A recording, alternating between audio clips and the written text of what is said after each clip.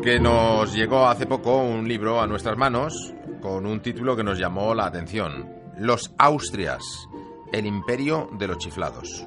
Su autor es César Cervera Moreno y está aquí con nosotros. César, muy buenos días. Muy buenos días. Debo decir que el título es llamativo, ¿no? El título fue una ocurrencia, una mezcla entre el editor y una idea mía. Y una idea tuya. Entonces al final salió una cosa muy... Porque con este chiflados, ¿a qué estamos aludiendo? ¿Estamos aludiendo a salud mental o estamos aludiendo a carácter? ¿Estamos aludiendo a qué? Bueno, hay mucha gente que me ha comentado que a lo mejor da la sensación de que estoy insultando a una dinastía española, a los Austrias, ¿no? Realmente el término chiflado es un poco familiar, en el sentido de no es una enfermedad mental, sino es un tema de carácter, de chifladura, de disparate, ¿no? Es cuando, como le dices a un hermano, tú estás chiflado, ¿no? Eso es. es. Ha hecho una cosa de repente... No es una locura violenta, ¿no? Ya. ¿Y era una característica común a todos los Austrias? Bueno, la llegada de los Austrias a España es muy dificultosa.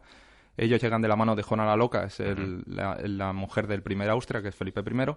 Entonces, claro, llegar de la mano de Juana la Loca ya es muy conflictivo, ya te marca toda la dinastía. Entonces, prácticamente todos ellos sí tuvieron serios problemas.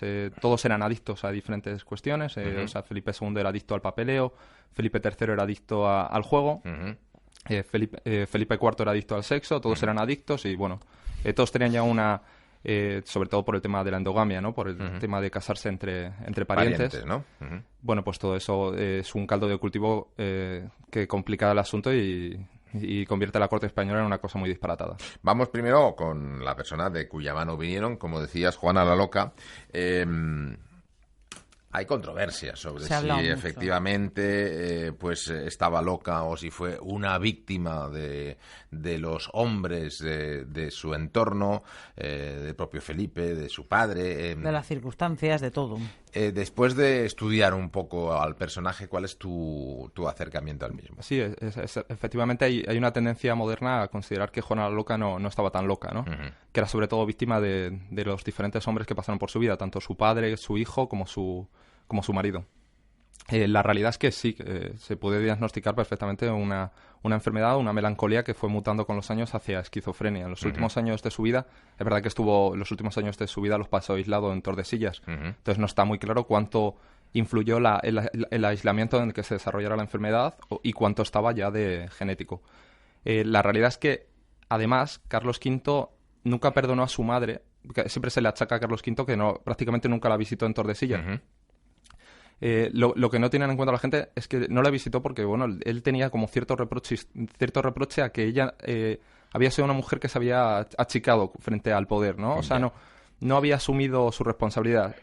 Juana la Loca, sobre todo, su problema es el pánico que siente a gobernar, ¿no? Y Carlos V, que está acostumbrado a mujeres muy poderosas, a mujeres adelantadas a su tiempo, como Margarita, que es su tía, bueno, pues está acostumbrado a mujeres que asumen las responsabilidades políticas. Juana la Loca no tiene ningún interés por la política, no es que se la aísle de la política, sino que es que ella no tiene ningún interés, y cuando ella gobierna, que es simplemente cuando ella reina, cuando muere Felipe I, se pasa prácticamente un año de anarquía en Castilla. Se niega además a firmar papeles y se niega a darle apoyo a la única persona en Castilla que parecía que había dado un paso adelante, que es el cardenal Cisneros. Ya, fíjate, es un claro contraste con su madre, ¿no? Que estamos hablando seguramente de todo lo contrario, ¿no? Sí, por eso digo que Carlos V estaba acostumbrado a mujeres muy adelantadas a su tiempo, tanto su abuela como su tía eran mujeres que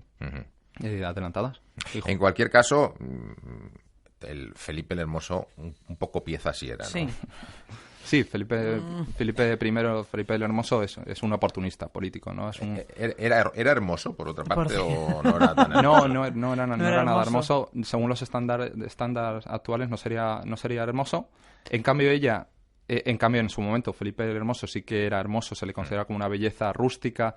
Es verdad que tenía los dientes cariados y se los había tapado con piezas de oro. Y es una cosa que puso de moda en Gante, en los Países Bajos, puso de moda los dientes cariados, Yeah. o sea, los dientes dorados. Dorados, Las caries ya estaban de moda. Lo que sí había era un enorme contraste entre lo que era la monarquía española entonces, ¿no? Con esa religión tan presente y esa forma de cumplir con los mandamientos y demás, y la corte en Flandes, que un poco más liberal sí parece que era, ¿no? Sí, comentan los cronistas que en España existía también el pecado, existía igual que en los Países Bajos, pero se hacía con menos publicidad, ¿no? Y en los Países Bajos y en Francia el pecado se hacía con mucha publicidad y no había ningún problema en que se vieran amantes de Felipe el Hermoso. Es lo que más le impacta a Juana la Loca, ¿no? Que su marido le está poniendo los cuernos y además lo hace con mucha publicidad y no tiene ningún reparo. En España, Fernando el Católico le estaba también poniendo los cuernos a Isabel la Católica. Pero era más discreto, ¿no? Mucho más discreto. Era mucho más discreto. Si te parece, vamos a ir repasando a algunos personajes. Ya hemos mencionado a Carlos V.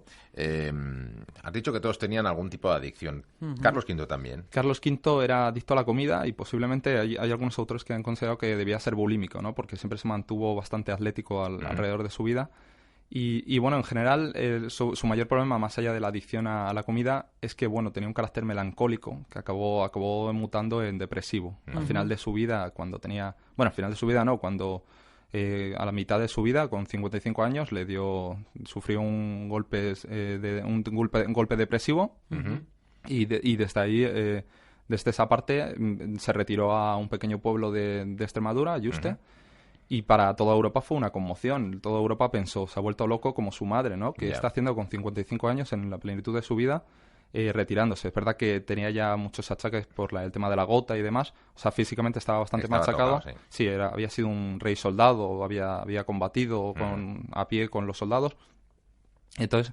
Es verdad que sorprendió a toda Europa que se retirara. ¿Y lo del tema del mentón le afectaba en su día a día, en su vida cotidiana? Sí, es bastante curioso que le afectaba, por ejemplo, tenía problemas para comer con otras personas y con otros monarcas, ¿no? Le causaba mucha vergüenza que le vieran pasar apuros, que como tenía una desalineación entre la mandíbula, pues tenía muchos problemas y prefería comer en privado. Lo cual probablemente es lo que incentivó a que se atracara. Que se como atracara. no le veían. Claro. Otro para adentro, venga. Más pollo, otro pollo, venga. Tráeme un buey, venga, otro buey. Madre mía. Carlos V, Felipe III, has dicho de él que era ludópata. Era ludópata y, bueno, aparte de que era... ha habido algunos autores que lo han calificado de inteligencia limitada, ¿no? No era especialmente listo. Y el tema de la ludopatía es especialmente preocupante porque, bueno, se dice que se llegó a jugar grandes cantidades con su valido, que era el hombre que tenía secuestrado el reino, y aparte de tener secuestrado el reino, encima el rey tenía deudas personales con él por el juego, ¿no? Por el Duque de Lerma. El Duque de Lerma, exacto. ¿Y qué tipo de juego? El naipes. Y bueno, es verdad que por ejemplo, su hermano, el príncipe maldito, que es el hijo de Felipe II, malogrado, que falleció siendo joven y tuvo una vida muy achacosa. Él sí que había hecho también se había estado involucrado en temas de apuestas y tal, y él sí que apostaba a todo. Apostaba hasta las cosas más habituales de Palacio, ¿no? De a ver quién llega antes a esa esquina. Felipe II, de él has dicho que estaba... Me ha parecido entenderte, no te lo he preguntado todo, pero adicto al papeleo. Sí, era adicto al papeleo. Él era un obsesivo... el creador de la burocracia. ¿De quién estamos hablando? ¿Cómo se puede ser adicto al papeleo? Él estaba obsesionado con el papeleo y al final, cuando eres un rey, tú no puedes ser el máximo secretario del reino y no puedes ser aparte el arquitecto de un templo como el Escorial, que requiere dedicación absoluta, y no puedes ser encima ser el rey de la mayor monarquía del momento. No, porque te dejas cosas sin hacer. Y entonces él era una persona obsesionada con el papeleo, todo el día encerrado, y esa no es el papel de un rey, tampoco. Ya, pero él, qué sé yo, llegaba un edicto y decía, aquí falta aquí la fecha. No, prácticamente... falta sello. Traga usted, vuelva mañana con otro papel. No, en su caso hay crónicas que dicen que llegó a irse a cazar con su ballesta y va con el papeleo también, sí, para ir adelantando cosas en el carro. Y luego que eres escrupulosamente limpio, por eso era también así como ordenado, supongo, con el tema de los papeles. Sí, él era obsesivo en todas las facetas de su vida, ¿no? Y con los papeles, claro, eso le encajaba a la perfección. Claro. El tema es algo, por eso le chifló desde pequeño, vamos. Limpio, ordenado. Muy es decir, por ejemplo, se sorprendía mucho sus secretarios o sea, toda la legión de secretarios que le rodeaban, de que para dar una simple instrucción, que a lo mejor se podía haber levantado de la silla y dar 2 pasos, prefería escribirla por carta y al final se pasaba el día escribiendo por carta, esa carta pasaba al otro secretario, el otro secretario la firmaba, luego se la devolvían, entonces... Pues creó escuela este hombre, ¿eh? Sí. Creó escuela, esto sigue presente. Seguimos nosotros, ¿no?, sufriendo la escuela de Felipe II, efectivamente. Porque las obras del Escorial las supervisaba también minuciosamente, ¿no? Sí, es un gran problema, ¿no? Tener a un rey todo el día supervisando unas obras como si fuera un arquitecto, un jefe de obra. Claro. Y entonces él es verdad que estaba obsesionado con que no se hiciera el mínimo cambio en los planos sin que tener su consentimiento. A ver si se comprende. Esto lo que daba lugar es a parálisis en el Imperio Español, ¿no? Claro, si él está pendiente del Templo del Escorial, ¿cómo va a estar también pendiente de la batalla de Lepanto o del papeleo? ¿Y la batalla le gustaba? No le gustaba. La única batalla en la que llegó a estar presente, llegó unos días tarde, es la batalla de San Quintín, que es la que, a causa de ella, es por la cual se construyó el Escorial. Y realmente él, desde el principio, como comentábamos, que era una persona muy escrupulosa con la limpieza, desde el principio, en el momento en que vio ahí cadáveres, no le gustó absolutamente nada. Pero, sin embargo, sí se metía en guerras con cierta facilidad. No, le encantaba la guerra, vamos. O sea, le gustaba que hubiera guerras, pero no estar en ellas, Cuando la guerra tenía orden, ahí estaba él. Sí, yo comentaba con el tema de su educación que tiene una educación un poco contradictoria, ¿no? Porque se supone que tiene la mejor educación de los príncipes humanistas de su tiempo, pero en cambio tuvo grandes carencias en tema de militares. Por ejemplo, un rey que se pasó todo su reinado, salvo 6 meses en guerra, tenía bastante escaso conocimiento sobre la guerra. Y el hombre que tuvo 3 bancarrotas, pues en realidad no tenía ningún conocimiento de economía. Él lo reconocía públicamente, que él tenía problemas para entender cómo funcionaba la hacienda. Pero bueno, mientras tanto escribo notas y hago cositas de estas. La leyenda cuenta que murió por pediculosis, pero tú eso no lo tienes tan claro, cuentas en el libro, ¿no? Se supone que eso es como una infección de piojos, ya llevado al exceso. Bueno, yo creo que realmente es como con una especie... lo limpio que era este señor. Claro, es un poco... Pero bueno, quiere ser como una muerte un poco irónica, ¿no? Por eso se cuenta esta leyenda. Es como un hombre tan escrupuloso, fíjate que al final tuvo que padecer una invasión de piojos. Bueno, dicen que a los piojos les gustaba el pelo limpio, pero claro, estas cosas se cuentan. ¿Y era adicto al sexo también? Sí, como comentaba, eres un hombre con grandes contradicciones. Él era un hombre muy puritano. Él llegó a restringir en los bailes que no se llegaran a tocar los hombres con las mujeres, se hicieran bailes sin toque. Pero luego, en privado, él era un gran coleccionista de pinturas eróticas, pinturas de Tiziano. Y luego en su juventud había sido un pieza con él. Había tenido un montón de amantes. Cuando él se casa por tercera vez con Isabel de Valois, en Francia le dicen, por favor, respétanos a la hija porque tu fama no es muy buena. Tu fama otro que parece ser que tenía cierta adicción al sexo era también Felipe IV, ¿no? Felipe IV es el que rompe con la pana, vamos. Este es el número 1, ¿no? O sea, Sí, él era era sexoadicto, sobre todo por sexo anónimo, relaciones rápidas y breves y sin contactos sentimentales, ¿no? Era el rey de la aquí te pillo, aquí te mato, ¿no? Eso es, sí. Era de lanzarse al Madrid del siglo XVI a buscar en los palacios, en los corrales y en los monasterios, en cualquier sitio le llevamos. Los rollos de los una conventos. Noche de ahora. Sí, eso es. Has hablado de conventos. Creo que una vez hubo hasta que fingir la muerte de una monja, ¿no? Sí, bueno, es una de estas leyendas, ¿no?, que se le achacan como para darle un correctivo a Felipe IV, ¿no? Y es que le estaban esperando en el convento, le estaba esperando la responsable del convento, le estaba esperando y le había preparado una emboscada, habían fingido la muerte de una monja y cuando él llegó pensaba que iba a mantener una relación esa noche y lo que se encontró es un ataúd. Y entonces dijo, bueno, salió espantado. Salieron todos. Además, lo gracioso es que con él normalmente implicaba un montón de nobles. El conde duque de Olivares, que era un hombre muy serio, al final le tenía que seguir el rollo e irse de correrías nocturnas con él. Madre mía. Y, por ejemplo, en el caso del convento, llegaron a hacer un butrón para llegar a ver el ataúd. Que llevaba ya la gente por el mal camino. Madre mía, madre mía. Por favor, madre mía. Estamos hablando de unos personajes con un lado ciertamente un poquito oscuro. No sé si al mismo tiempo eran unos tipos joviales, afables, divertidos bueno. O no. A lo mejor se les reía las gracias por ser reyes, pero no bueno, sé yo lo que he pretendido también con el libro es darle un poco la vuelta al perfil más clásico de estos reyes. Realmente todos estos reyes tienen un lado muy positivo y bueno, por ejemplo, ninguno de ellos es ningún ogro, no son violentos. La leyenda negra sobre Felipe II es totalmente falsa. Felipe II, con todo, con el papeleo, con todo lo demás, luego tenía su cierto sentido del humor, era un hombre afable, era al contacto, es verdad que era muy tímido. Y en el caso de Felipe IV, bueno, sobre todo lo que se dice de Felipe IV, el sexo adicto, es que era como una estatua. Es verdad que a nivel de contacto social era muy complicado hablar con él, todo el mundo destacaba que parecía una estatua. Pero bueno, en el contacto también era un hombre muy afable y muy generoso. Carlos II, ¿qué podemos decir de él? Bueno, como yo me planteo un poco el libro como llevarle la contraria a todo, en su caso, como ya tiene una leyenda tan oscura detrás, pues he intentado contar la parte positiva del rey, que es que, bueno, por ejemplo, la recuperación económica de este imperio que ya estaba en declive con Felipe IV, bueno, empezó con Carlos II, empezó una buena recuperación que luego se confirmó con los Borbones.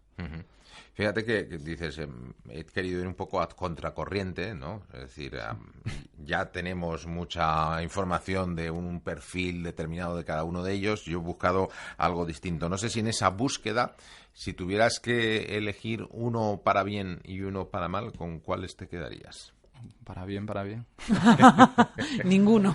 Bueno, a mí igualmente, a pesar de que le pongo un poco verde, a mí Felipe II me parece un personaje, de admirar.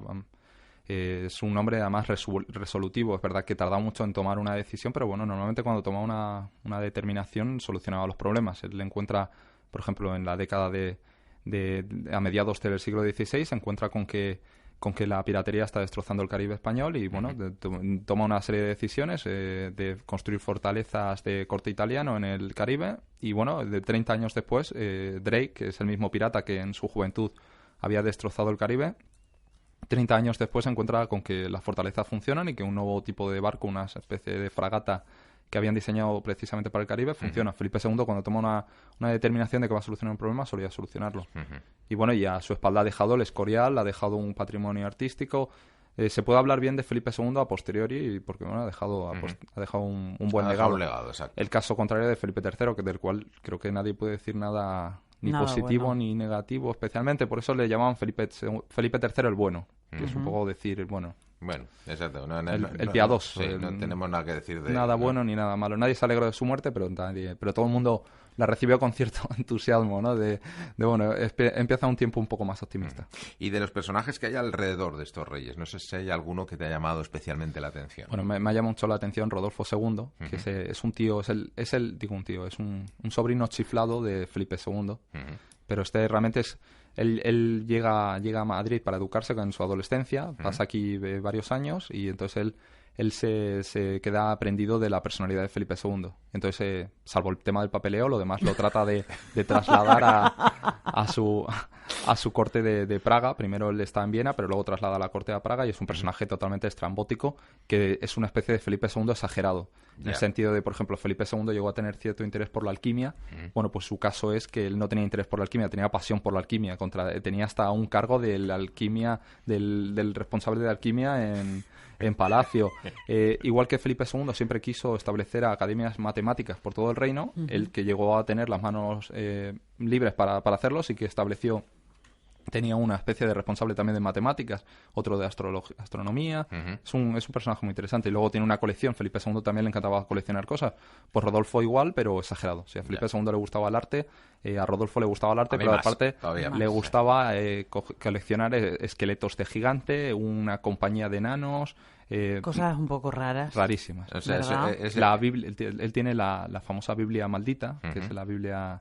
Una Biblia medieval que se decía que la había escrito el propio diablo y él se hizo con ella. Pero claro, eso, si lo hubiera intentado Felipe II, hubiera sido una especie de... se hubiera lanzado por él hasta la Inquisición. Exacto. O sea que tenemos el sobrino que hace lo mismo que el tío, pero a lo bestia, vamos. Sí, con las manos libres, ¿no? Bueno, pues queríamos conocer un poquito más de este libro que nos había llamado la atención, Los Austrias, el imperio de los chiflados. Hemos comentado algunas de las cosas que aparecen en el libro y si ustedes quieren leerlo, pues saben que su autor ha estado aquí conversando con nosotros. César Cervera Moreno, un placer haberte tenido aquí. Igualmente, muchas gracias. Hasta luego. Un abrazo. Hasta luego.